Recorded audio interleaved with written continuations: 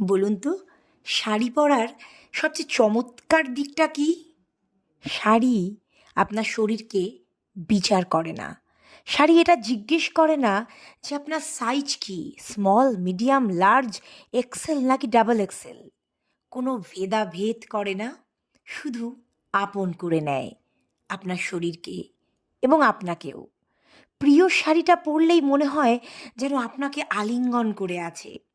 ভারতের শ্রেষ্ঠ উপহার এই শাড়ি, যা পৃথিবীর যে কোনো নারীকে মুহূর্তে আপন করে নেয় আর সুন্দর করে তোলে। তাই শাড়িতেই নারী। আর নারী তার নিজেকে আবিষ্কার করে, তার ব্যক্তিত্বকে আবিষ্কার করে শাড়িতেই।